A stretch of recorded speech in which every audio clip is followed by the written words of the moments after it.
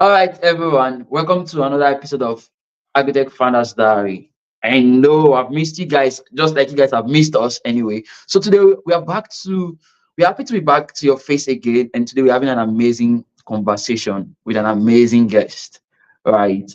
Um, it's a very privilege for us to be doing this every time to come up with a new guest, to share his stories, his experience in building their own agritech company. This is what we do in Agritech Founders Diary. Is a place where we have conversations with senior operators and founders, co-founders in the agritech space. They get to share their stories and their experience in building their business. And today is not different again. We're having an amazing guest who has built something really incredible that is helping smallholders farmers. And today is no other person than Mr. Andrew Mack. Good to have you join us this evening. Thank um, you so much, Kenneth. Looking forward to it. all right, thank you very much for joining. Now, before we move on, the first question for you is tell us about yourself. Let's get to meet you. Sure. I am originally from the United States. I have lived around the world. Mhm. I am. I have been. I've been lucky and privileged to have the chance to work in small and large in probably about 80 countries at this point in time. Former banker, former World Bank guy. I started my career working in Zambia with Africare and Médecins Sans Frontières and Coopers and Lybrand back a long time ago, and have then since had just a lot of great opportunities to work primarily in the spaces between technology, private sector, and, for lack of a better word, public-private partnership and social responsibility, kind of impact, private sector-led impact activities around the world with a lot of technology focus. A lot of time in Africa. I think I'm 34 countries experience in Africa, Oh, and a lot of time in Latin America, but pretty much around the world. So it's been a terrific background. I yeah. amazing. So guys, Mr. Andrew is the founder of Agromovil, right? And they're doing a very incredible stuff. It's a software company that connects farmers to markets, especially in the that connects farmers to market, especially in Africa and in Latin America, right? So without further ado, let's dive in a bit deeper. Now, my first question for you will be: what inspired you to start Agromovil, and what challenges did you face at the early stage of building the startup company? Sure. Kenneth, I think I can. The kind of the origin story goes back to two conversations, right? One is a Okay. conversation that I had sitting by the side of the road with Nigerian farmers a number of years back when we were we Mm, were we were pardon the interruption. We were okay. talking to Okay. um, we were talking to we were talking to a series of small farmers working. I was working at that point in time on a big road safety project, and there we were sitting by the side of the roads. You see the farmers with big bags of the goods that they'd produced. They all had new smartphones.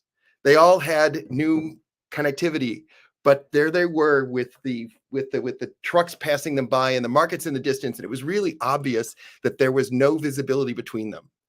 And we sat and had a really great conversation. And it was mostly just them telling me, this is what I want. This is what I need. This is where things are going wrong for me and for my family as part of the, as the producers.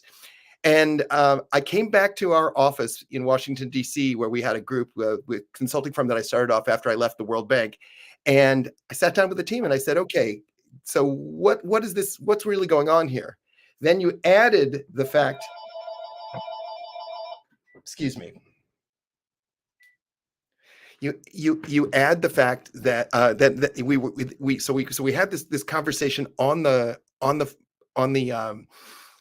we had the conversation in the field, and then we came back to the office and we did this exercise and give everybody on the team a white erase marker. And I said, okay, we have this humongous whiteboard, a beautiful old office, the humongous whiteboard, and the whiteboard and everybody was going to go and put the issues that they thought were the most important issues that were facing humanity in the next 20 years up on the whiteboard. 4 things. What are the 4 things you think are the most important? And the 4 things that I put up on the board were food security, employment, climate, and forced migration. And all of those rolled up into small farming. And so the combination of those 2 conversations really got us going. They said, this is a space that is full of opportunity. It is a space that is urgent to humanity, right? It is a space where a lot of change can happen because of the proliferation of smartphones, right? And the connectivity that is coming. We figure that everybody who wants a smartphone, now it's, now a basic smartphone is $23 in Nairobi, right? Everybody who wants one within the next 5 years is probably going to have access to one. And so the combination of those 2 things really got us going. And then the real question was, okay, what is the entry point that makes the most sense? And how to do it in a way that is simple enough to scale. So it was kind of the origin story, and those were the how would you say, those are kind of the first points of departure. And I apologize, I'm not in my office normally, so the apologies for the phone. Okay, no problem.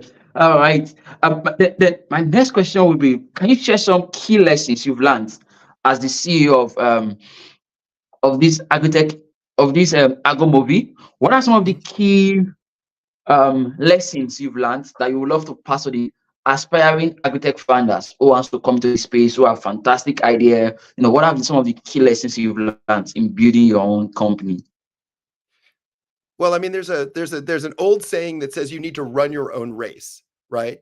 And I think that's a really important lesson. A lot of people are trying to figure out what the market wants, and when they hear about a competitor, they're rushing in the direction of that competitor. It's a little bit like watching. I'm a big soccer player, football player, right? And you watch young kids play soccer, right? You see them, the 8-year-olds, when the ball goes out and they all chase the ball, and then the ball goes another direction and they all chase the ball. I think it's important not to necessarily chase what is a fad. It takes long enough in ag and in ag tech to build something that's useful and to test something that's useful. You've got to really believe in your own vision, and you've got to stick to that vision as much as you can. And in our case, the vision was very much around keeping it simple. What's the most important thing? We looked at it and said, who are the companies that we think really understand scale? Because we thought, we wanted to build a scale impact data business, right? What are the companies that really understand scale, and what are the things that they're doing that make scale possible? And we looked at 2 that are really obvious. One is the one that we patterned after the most is Google, right? What does Google do? Why is Google a verb and Yahoo not? You need only go to the Google and Yahoo web pages and you'll see the difference. Yahoo has a little bit of everything, and God bless, they're good for them for doing it. Google, I know exactly why I'm going. It's simple, it's straightforward, it's easy to understand. I can explain it to my friends, and it's urgent. And so we wanted to follow those kinds. Similar with Uber. What's the first thing you want to do? We recognized early on, I think, that the difference between a successful enterprise and a less successful enterprise is not besting your competition. It's coming up with something that's going to be important for the really true competition, which is inaction, right? Nobody, most people are focused on trying to better their competitors, but really the hardest thing to do is to get people to take that first action, right? And the current people are remarkably comfortable with the systems that they have that they know are not efficient, but they're familiar with them, right? And so we want to get, especially when you're talking with small farmers and the people that buy from them at scale, you want to make it as easy as possible for them to take that first action, to give it a try, make it super useful.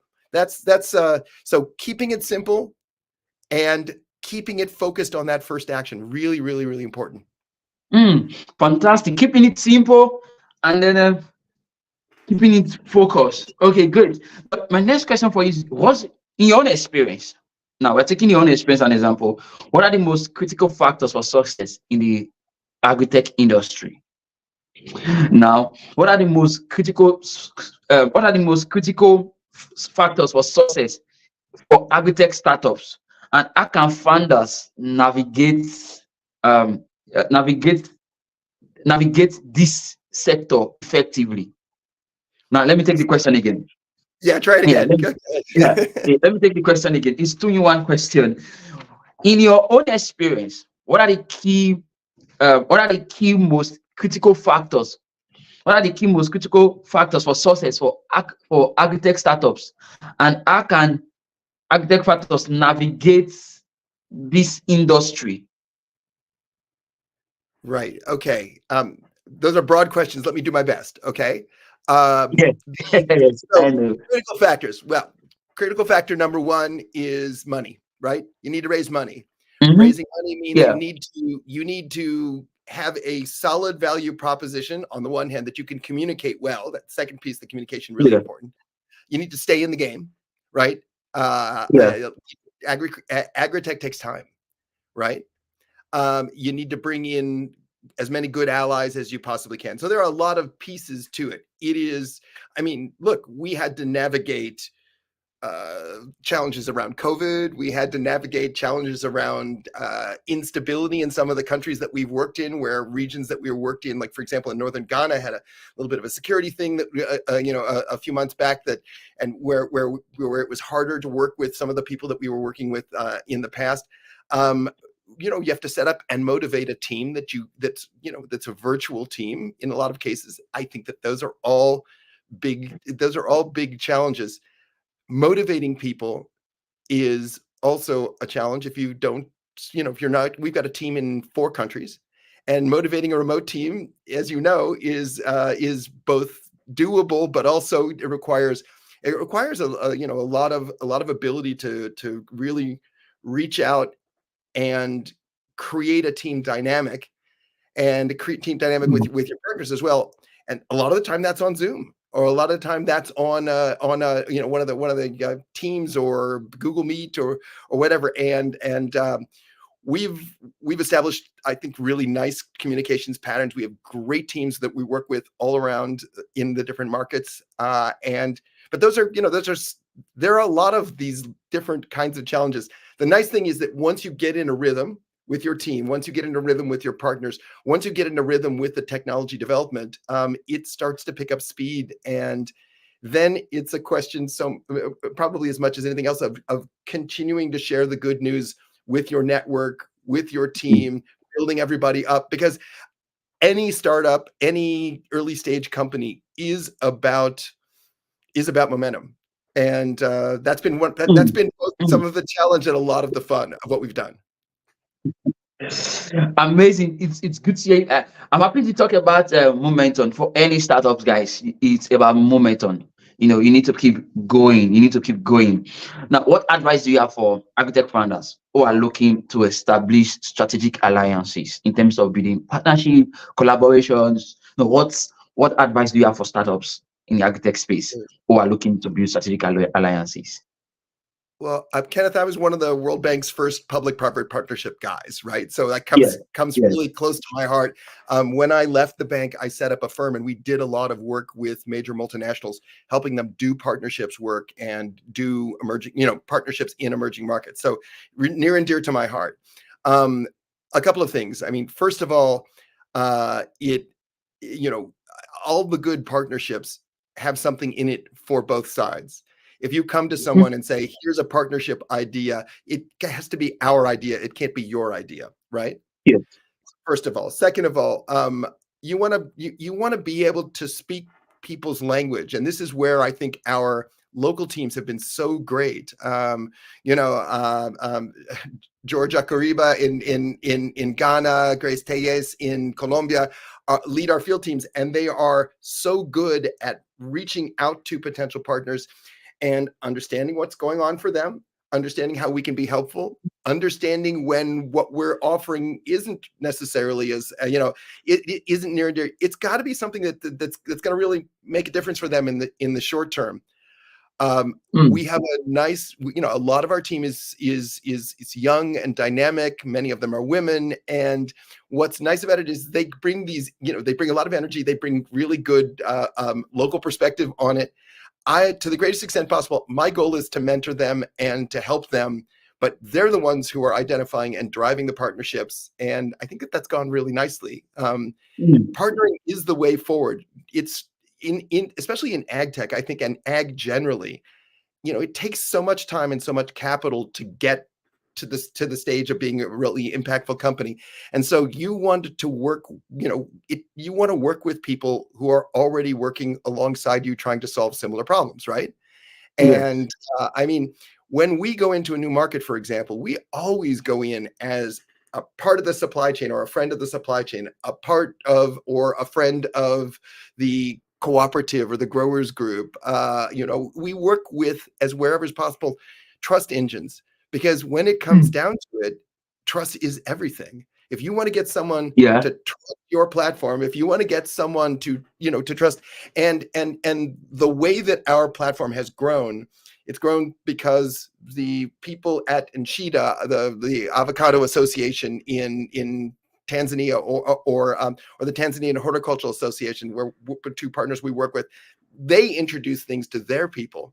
They say, Agromovil is our friends. This is a technology we want to share with you. So we don't come in as a random stranger, a bunch of Mzungus from far away. We come in as part of their family, trying to help them solve problems to get connected to large supply chains and to help the supply chains get connected to more farmers, because that's both sides need, right?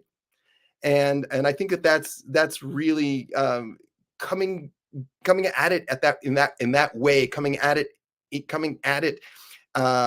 It doesn't need to be about us. It needs to be about the supply chain, about the farmer, about the people who want to buy, making their lives better and easier. Then we're doing our job. Mm. Fantastic. That's really a really good one there. But the next question I want to ask is, as the CEO of Agromovil, all right, what are the strategies do you employ? What strategies do you employ to stay ahead of market trends and adapt to the evolving industry? What strategy do you employ to stay ahead of market trends and keep evolving in the industry? So any really good company in any industry, but especially I Mhm. think in fast growing industry like ag tech, has to be a learning organization. It sounds really trite. A lot of people talk about the term. It really has to be. You have to spend, and you literally have to cut out time in your every day to be reading about what's new, to be but looking through LinkedIn, to be connecting with experts in the field, so that you're understanding what's going on and what people are talking about. That's where some of the funding is, but it's also where you're going to grab people's imagination, and grabbing the Mhm. imagination is a big part of this. We are looking very hard at and how to add more AI to the platform, and to the reporting that we do, and to the data analytics that we offer, and things like that. So using AI to spur more action on the platform, to make it more obvious for farmers, for example, if they've got goods on the platform which are about to expire, send them something automatically that says, hey, you've got goods on the platform. You want to make sure, you might want to lower the price of the goods, or you might want to change the way that you're presenting them, or here are some people that you should be reaching out to, things like that.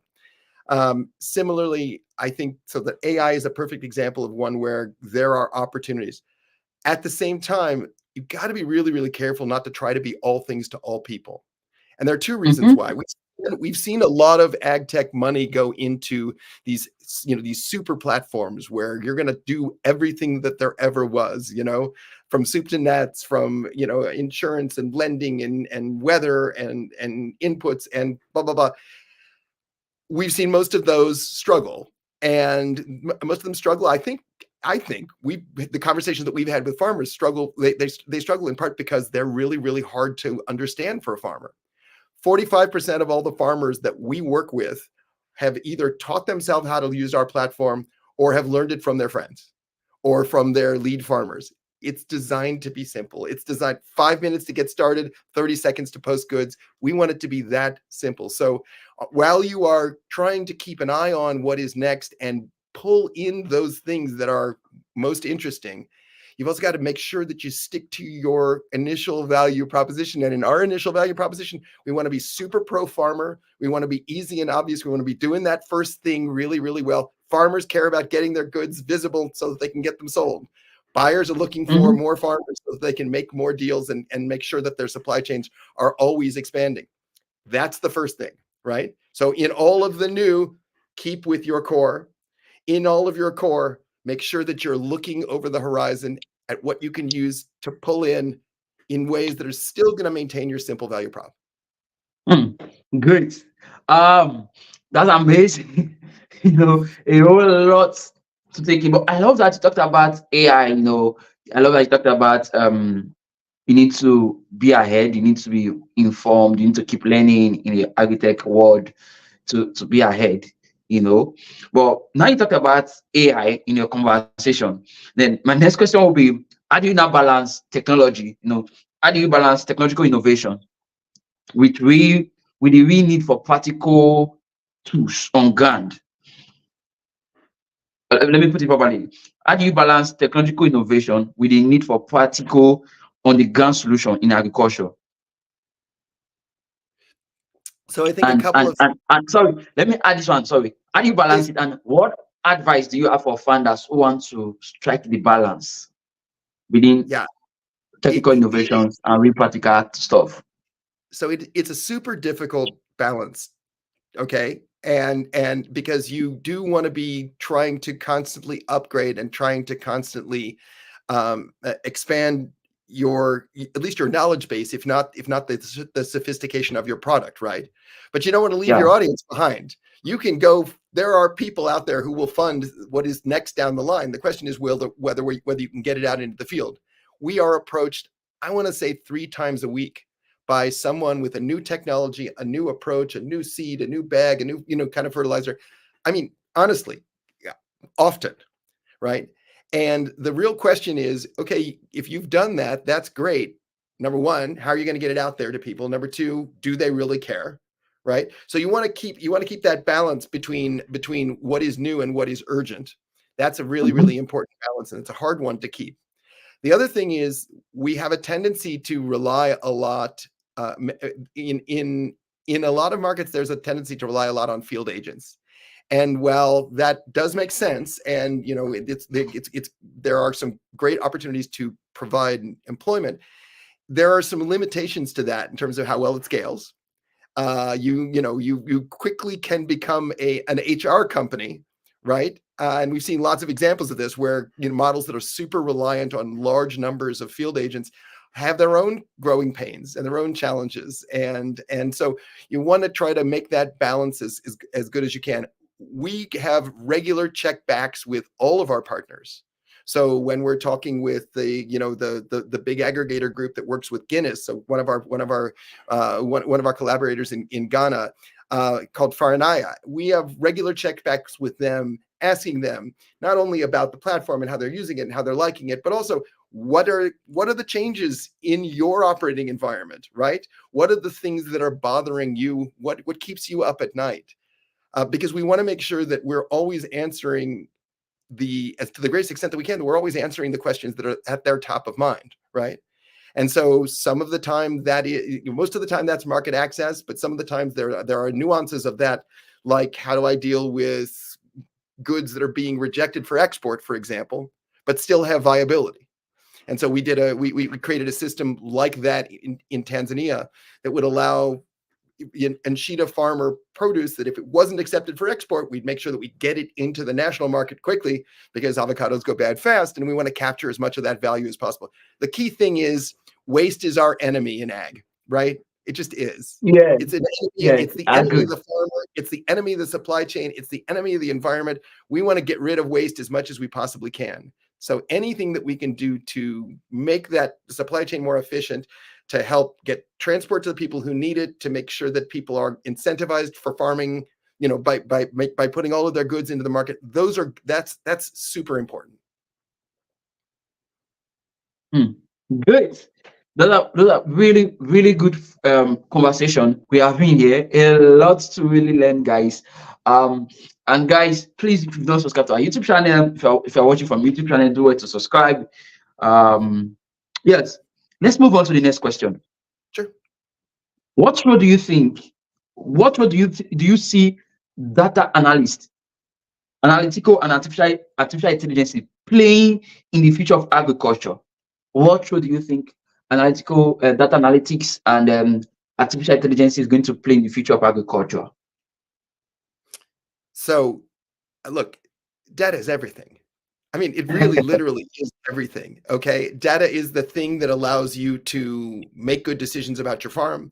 It's the thing that Mhm, allows, being 95%, Kenneth, of all the small farmers around the world are off outside the data wall right now. They're off the data map.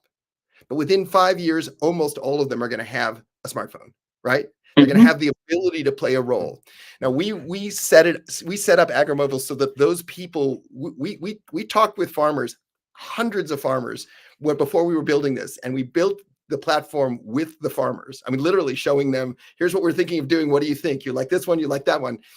Um, the the key thing is we start off by saying, okay, we want to change the dynamic. We want the data conversation to start with the farmer. Why? Because the farmers got the most skin in the game. The farmers are the most interested parties.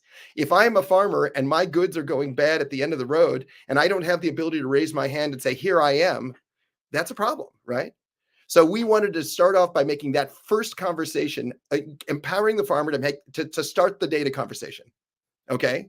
Farmers can, mm, by mhm, posting their goods, they are signaling the market. They are starting the data conversation. So that's one thing. The second thing is we wanted to make it really easy for the farmer. We wanted to make it something that the farmers were not that there was a low drag for the farmer. So taking out all the things that were slowing them down, and making the platform super easy, super obvious. We also wanted to make sure that the platform was set up so that people could find them easily and they could find people easily. And mm, so those are all the in the end, a large supply chain isn't going to work with a person they can't see, right? So getting people into the data world, super important. Making sure that large buyers, large supply chains can see data at scale, super important. And then when we first started, we were a little concerned. Well, okay, there's an aspect of disintermediation in all of what we do, and that's important for the ag ecosystem. But we're intermediaries, we're aggregators going to be friend or foe, right?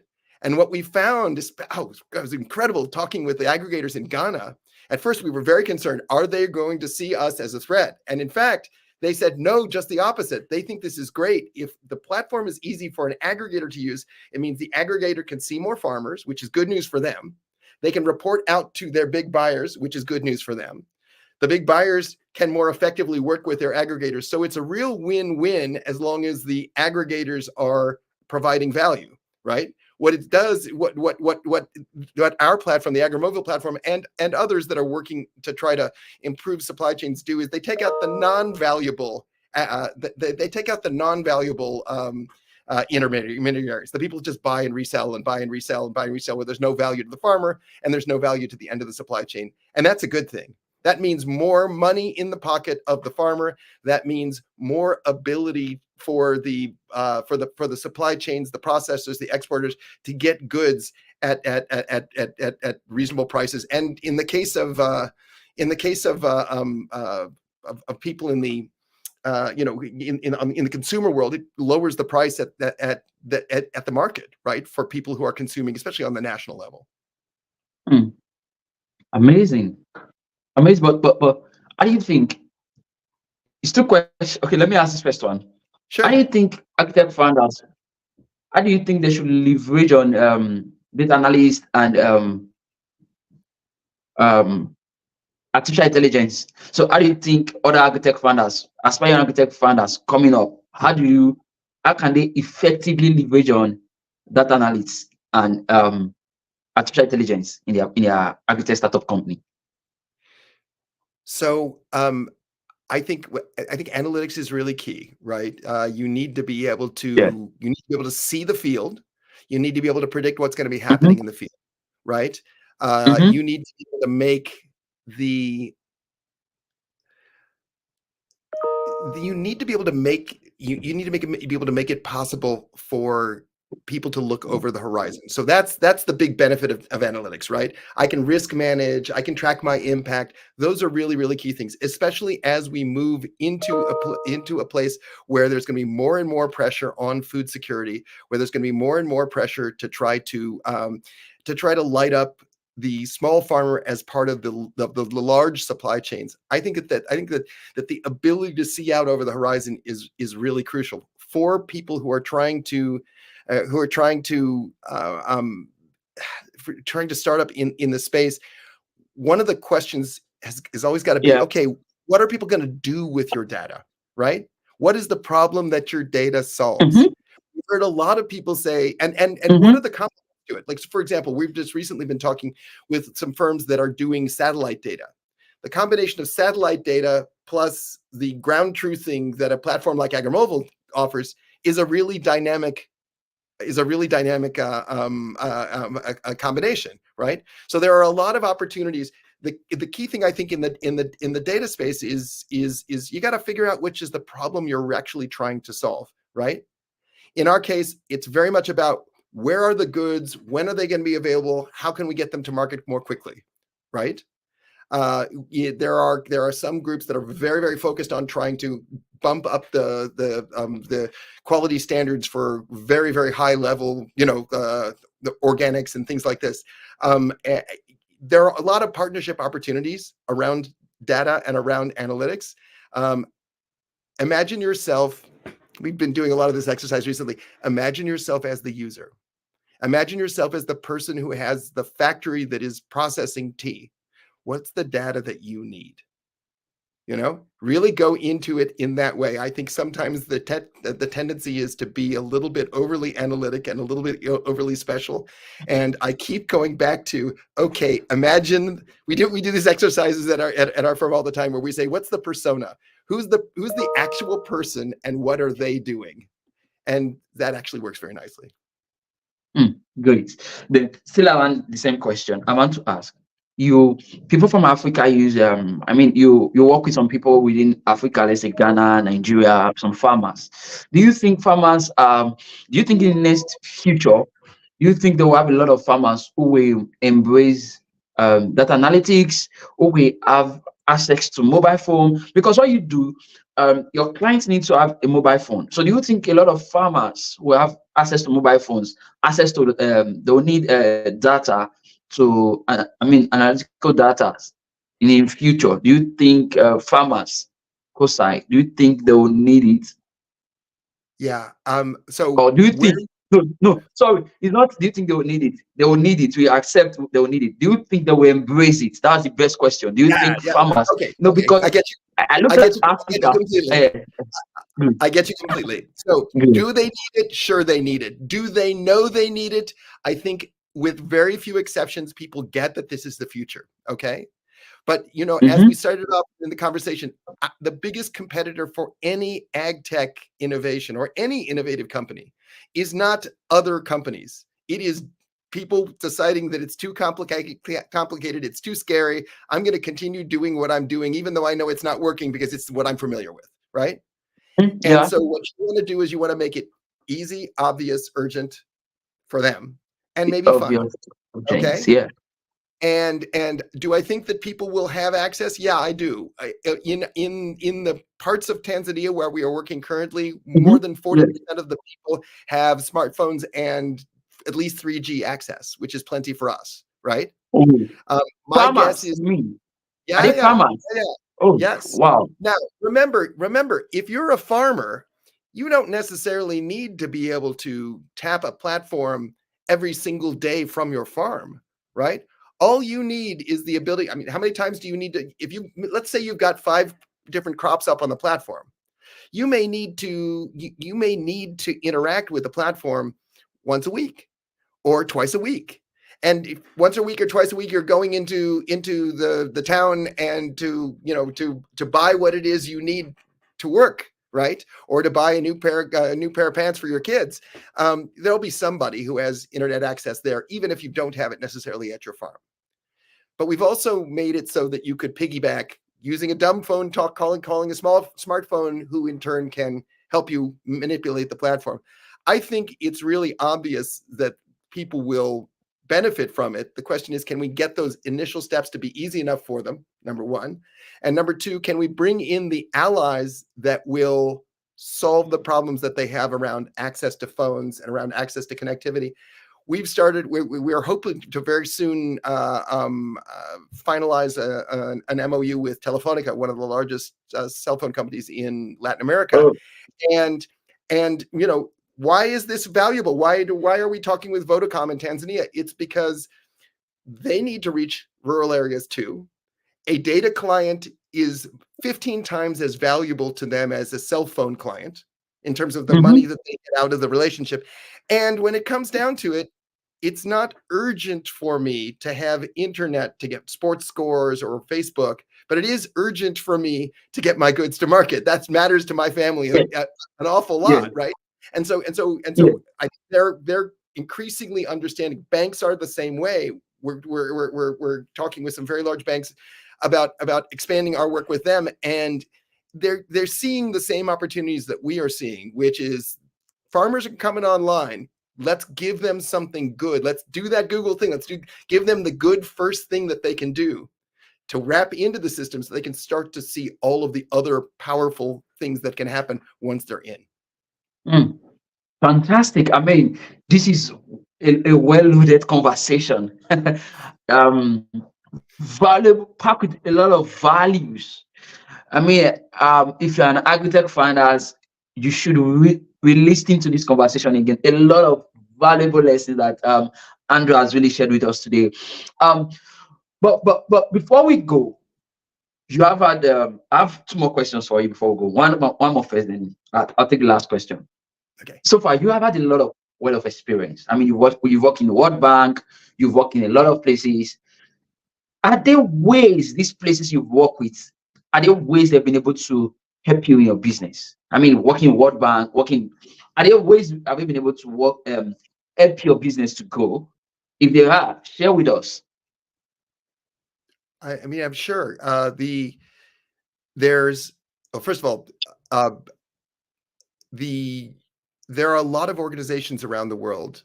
We were just at a wonderful. Yeah, So well, I was just in Washington for the World Bank meetings, and we're sitting and talking yeah, with with IFRI and BCIU and EFAD and the World Bank and USAID and USDA, and we have worked with all of them, right, in different ways over the course of the last 3 years. Some have been partners, some have been funders, some have been thought partners that we've worked with, and leaders and places where we've had a chance to speak and share what we've learned and to build the message around Agromovil and what we've done in the field. We are very, very, I've learned a lot from working with them. I've learned a lot from my earlier career about how to work with those organizations. Different organizations have different timelines, right? And one of the things that we have found is that you need to match up the timeline. So if you've got patient capital here, but it takes a long time to get to, that's different from you've got a quicker, and for a lot of ag tech is still we forget, but ag tech is still though it's very hot, it's still a really early field in terms of things like investors. A lot of investors still don't understand what we're doing. They don't true. see, right? They don't Yes, see, they look at it. And I've had more than a few conversations where people say, well, but I don't understand it. The African farmers, Latin American farmers, they don't have any money. First of all, they have plenty of money if we can get them, if they're losing a third of small farmers around the world are losing conservatively $300+ billion a year between the 100 billion of goods that are harvested that never get sold, never make it to market, and about $200 billion worth of non-useful, non-additive intermediation. That's a lot of money. Think about that. $300 billion. Think about the $100 billion of product that a person that works harder than you and I do is pulling out of the ground. There's literally the fruits of their labor that never get sold. That's crazy. So one of our goals has to be to mobilize that 30%, that $100 billion in favor of these ecosystems, right? It'll solve a lot of people's problems. It'll also put a lot of food on the tables of a hungry world. That's important, and it's a great economic opportunity for companies who want to get, make money in ag. So we've got to, we've got to combine these different groups.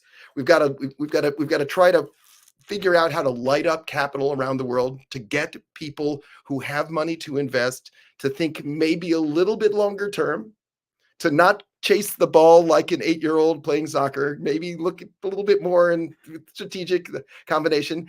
It has been hard. I think it is starting to come out. I mean, COVID was not great for fundraising, as you know, but we're starting to come out of it, I think. People are starting to realize that there's no climate resilience without small ag resilience, right? That there's no food security without crowding in sourcing from small farmers. A lot of the problems that we have that are structural problems need long-term investment. That's going to have to be the donors and private capital. And so part of what we're doing as a group and as a community, and I appreciate this opportunity, and this is part of my soapbox, so I apologize, but part of what we must do as a community is to go to the funders of the world and say, hey, number one, we need more funding for these kinds of initiatives and these kinds of companies.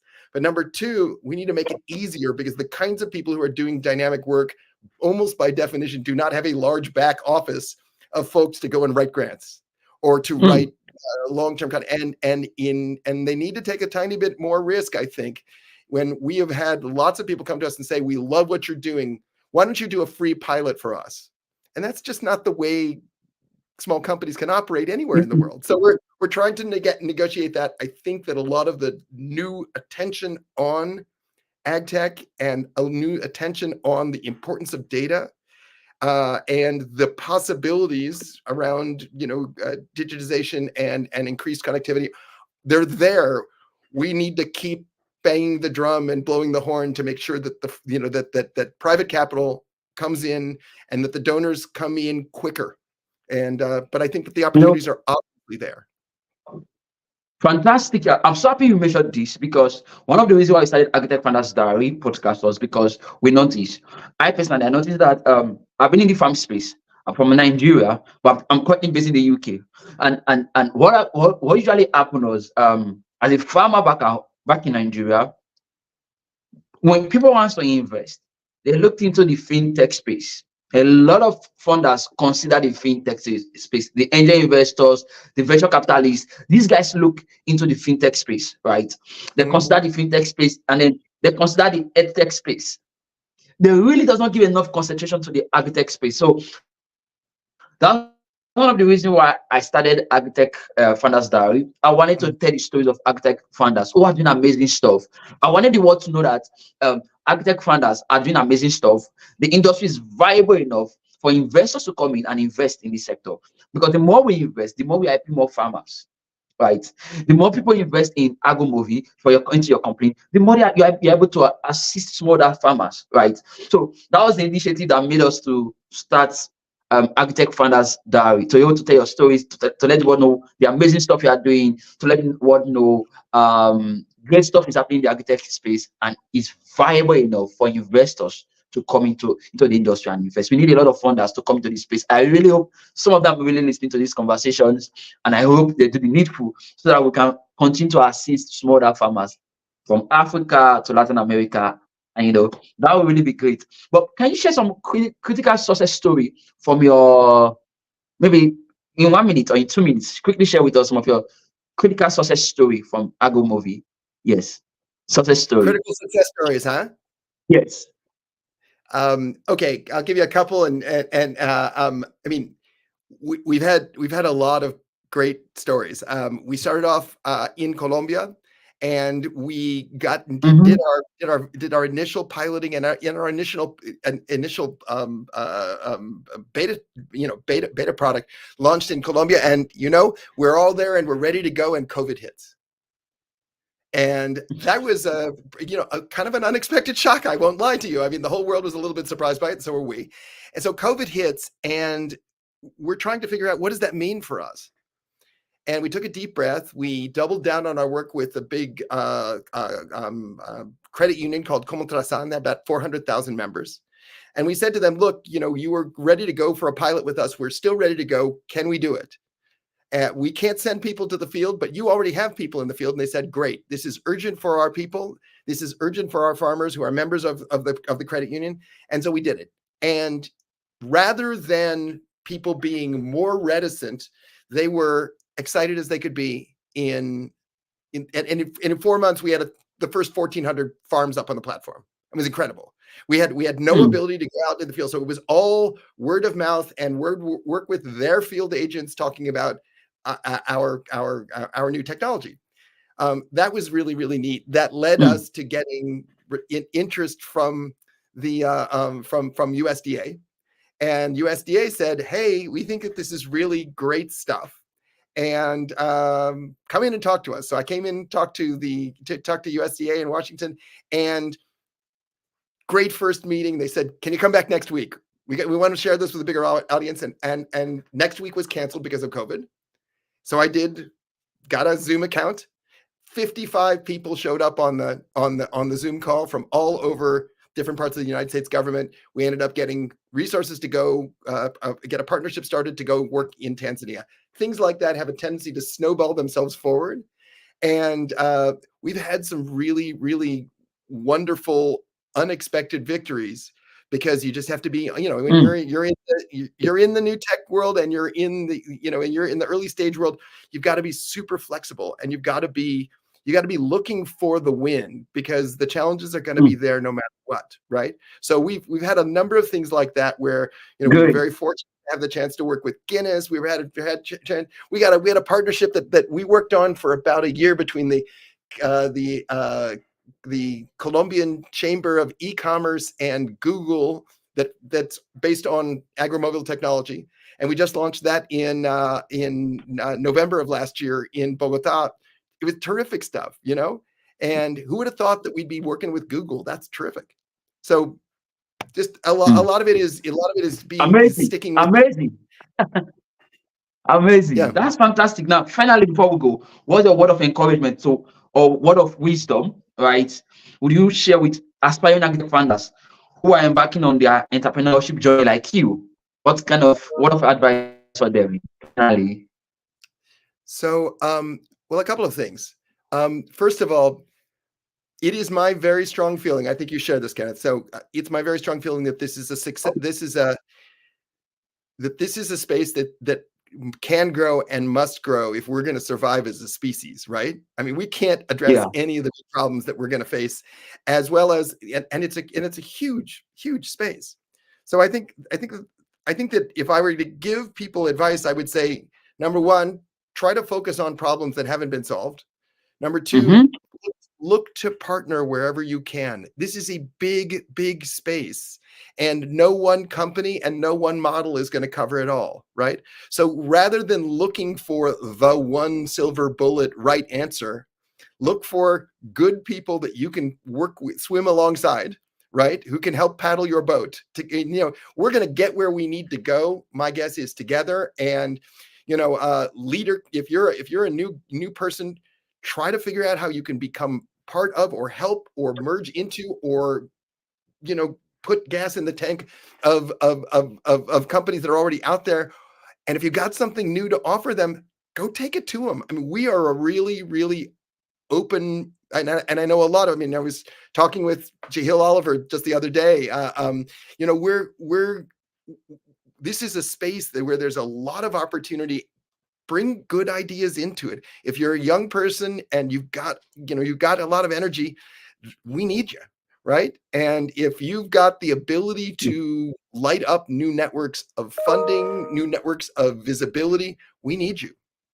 So I would say we're not afraid of competitors. We see almost everybody out there as a potential partner and a potential friend in making money and solving a big problem. Fantastic. It's been a pleasure having you on my program today. Hello, can you still hear me? It's really a pleasure having you on my program today. Shit.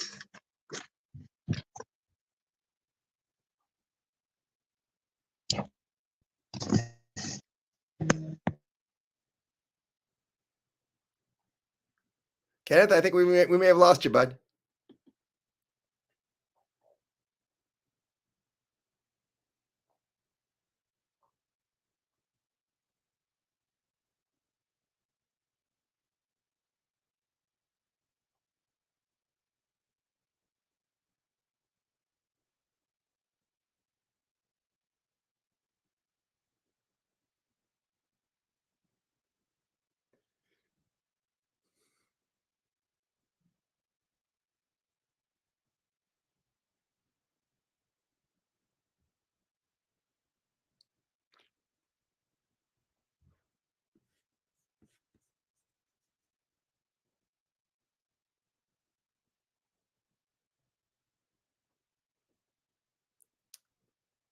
Well, for everyone who's still on, it looks like we may have lost Kenneth.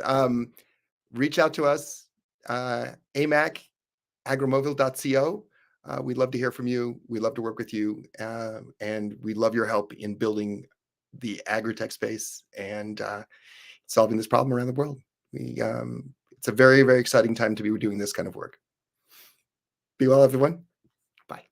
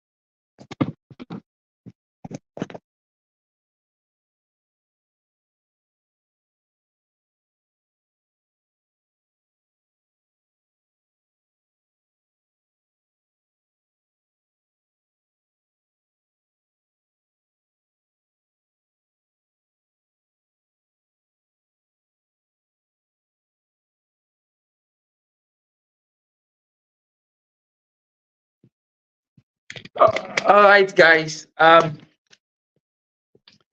really sorry for the interruption. Um, I think it's been really move.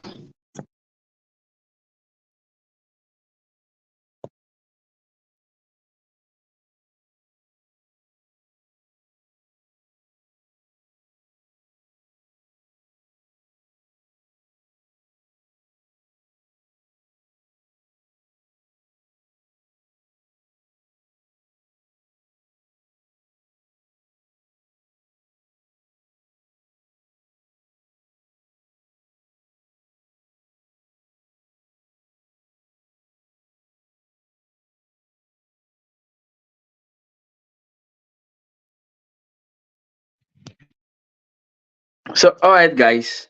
I'm so sorry for the interruption. It's been an amazing time today. I believe we've all learned something. If you join from me from YouTube, do it to subscribe to my YouTube channel for more engaged conversation like this. I think we've learned so much today. I'm so sorry for the interruption that happens towards the end, but it was really well packed. A lot of value be learned, a lot of message be sent out. I think there's a lot of things. We have to do more. We have to bring in more guests like Mr. Mark, Mr. Andrew Mack, who have done fantastic work. So please, guys, share this video wherever you are watching from, Facebook, on LinkedIn. Drop your comments, drop your question, and do it. If you are watching from Facebook, if you are watching from YouTube, do it to subscribe to my YouTube channel so we can do more bigger things. Thank you all and have a wonderful evening. Bye for now.